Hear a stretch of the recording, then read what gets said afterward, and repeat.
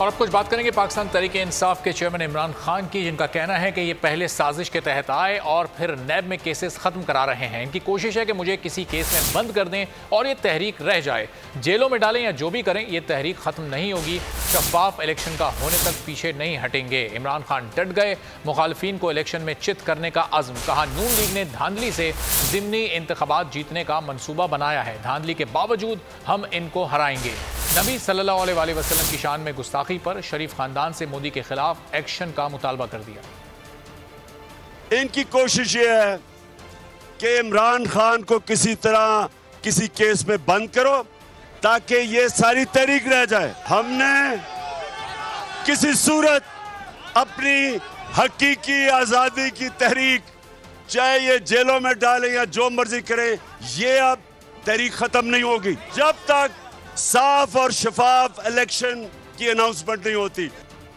पूरी तैयारी कर रहे हैं। इनको इलेक्शन कमीशन जो बाय इलेक्शन के अंदर हमारे सामने चीजें आ रही हैं, हल्का बंदियां के अंदर इन्होंने बैठ के पूरा प्लान बनाया नून लीग चाहे पंजाब में इलेक्शन धांधली से जीतने का, क्योंकि इनको पता है कि वैसे तो ये अब इलेक्शन जीत नहीं सकते। इलेक्शन कमीशन को साथ मिला के अब ये धांधली करके कोशिश कर रहे हैं कि ये इलेक्शन जीतेंगे। अब इनको भी इंशाल्लाह हराएंगे। हमारे प्यारे नबी सल्लल्लाहु अलैहि वसल्लम की शान में गुस्ताखी हुई। ये हुकूमत को मैं इनको कहता हूं कि सख्त पोजीशन ले इसके ऊपर।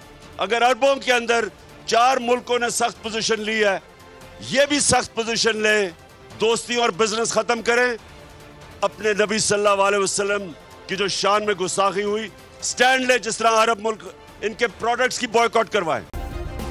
सब्सक्राइब करें और बेल दबाएं ताकि कोई खबर रह न जाए।